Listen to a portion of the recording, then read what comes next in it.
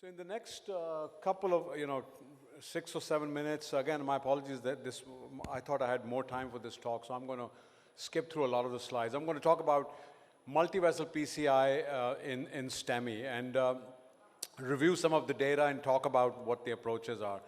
We all know that when STEMIs come, a lot of them have non-culprit lesions that are significant, anything from a quarter of them to 50% of them, and obviously that portends a worse prognosis. So the question is there a rationale that favors fixing non-culprit vessels during STEMI? And the answer is, of course, yes, there is.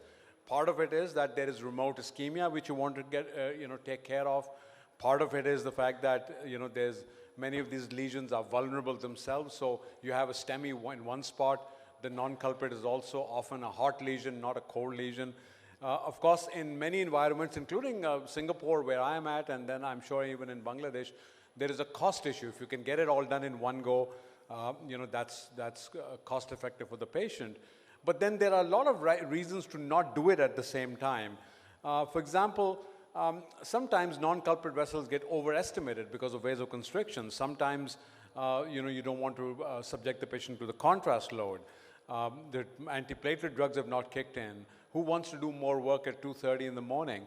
And then also, there's also a danger of fixing the non-culprit at the same time. We just saw a really, really high-risk case done expertly by Dr. Jamal. Let me show you a case. This is a guy who had an inferior MI. The RCA, had disease that was fixed. He had LAD disease, as you can see over here. And he was brought back 3 days later on therapy, doing fine for a staged PCI. And one inflation, and look what happens. The flow goes down, the ST segments go up, his blood pressure goes down. And then we managed to get through it. We gave adenosine, flow got better, and we stented it. But what is my point? My point is that these non-culprit lesions are often hot and vulnerable and unstable. And if that goes down at the time of the STEMI, then they will not tolerate it very well. So that's the important point. Excuse me. So what are the approaches to non-culprit lesions in STEMI? You can fix them right away, which is immediate. You can fix them before discharge. You can send them home and bring them back in 2 to 4 weeks, which we used to call late-stage PCI. And in the old-fashioned way, we used to send them out for a stress test and bring them back only if they've had a stress test. So in the early 2000s, the recommendations were never fix the culprit vessel unless it's cardiogenic shock. This is as recently as 10 years ago. For cardio, the recommendation was to stress the non-culprit, at a later time and then bring the patient back in about a month for a stage PCI. What has then happened since then is we've had a number of trials trying to answer the question, should you fix these non-culprit lesions early? And I want to point your attention to some of these trials. We don't have time to go through all of them, but there are a bunch of them which have looked at this composite endpoint of death, MI, urgent revascularization. They all fixed the non-culprit mostly in the same hospitalization, some of them in the same setting, and they all had outcomes that you can see over here that showed a reduction in the primary endpoint, driven largely by a reduction in urgent revascularization, but also, for example, as in the case of the complete trial, reduction in the risk of recurrent or the risk of new MI. And so based on a quick look of these trials, the answer is yes, they should be fixed. And I'm going to stop here in terms of criticism. There are a lot of critiques that I can offer of these trials, but I'm going to skip that because we don't have time for that. But the answer is that yes, there are some limitations of these trials, but in general, the answer is that you should fix them. And so I'm going to move forward then to the next question is, how should you decide how to fix them? Should you use the angiogram or should you use functional significance like FFR? And I draw so in other words, should you look and fix or should you test and fix?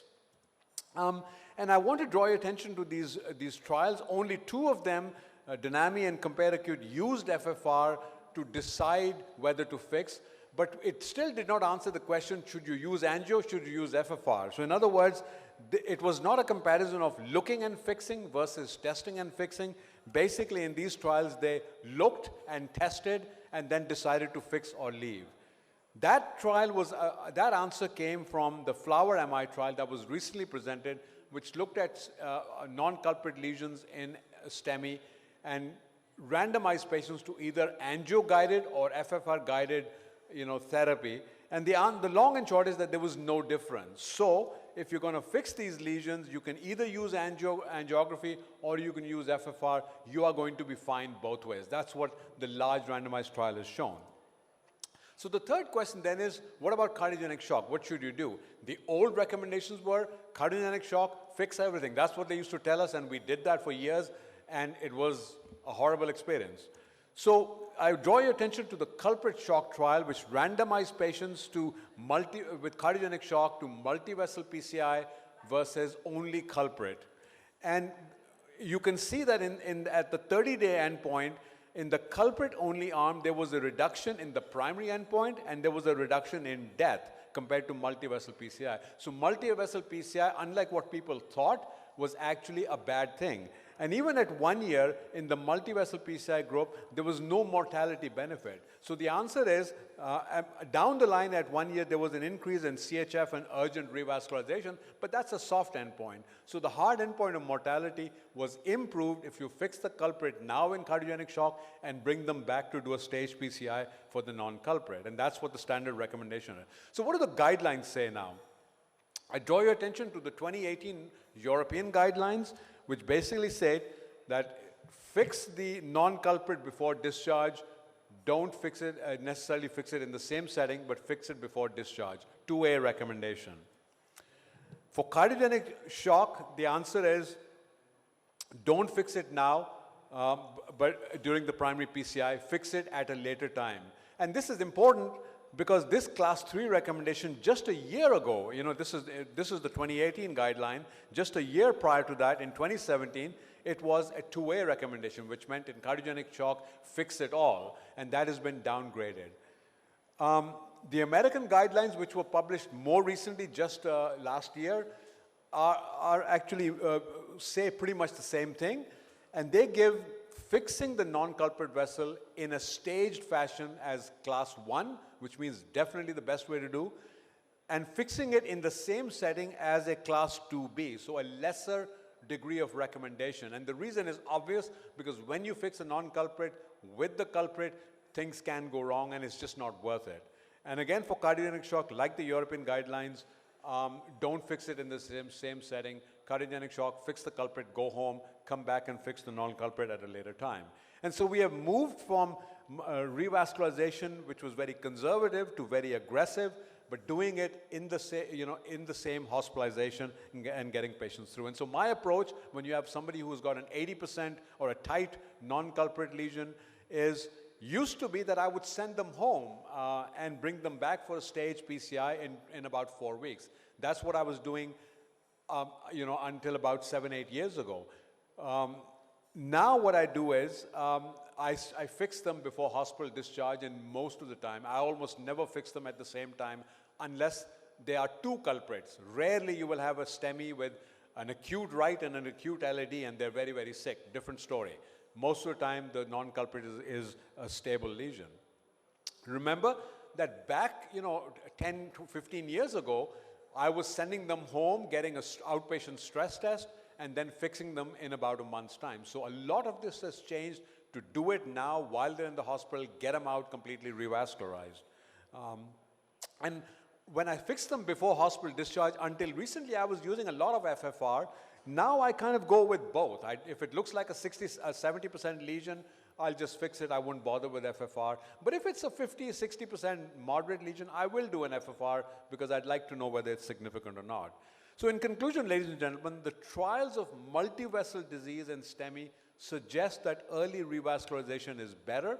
Keep in mind, though, that the benefit is largely driven by the urgent revascularization rather than hard endpoints. But the recent complete trial did demonstrate a reduction in new MI. So there seems to be a benefit, but there is no mortality benefit. So keep all that in perspective. It's important to be aware of that. Early intervention before discharge seems to be safe, but same setting PCI I think is challenging. I wouldn't recommend it for anybody to do that. And trials have used the inclusion of more than 50% stenosis, which I always am bothered with because 50% could be 90%, 80%, or 60%. But you can consider using FFR, but now the Flower AMI trial suggests that look at it and fix it, or FFR it and fix it, same long-term outlook, so you can make the choice. So may as well save some time. I think it's reasonable to save on an FFR wire if you can. Cardiogenic shock, fix the culprit and get out. The mortality benefit is for fixing the culprit artery only and do the non-culprit vessels later. Thank you very much, ladies and gentlemen.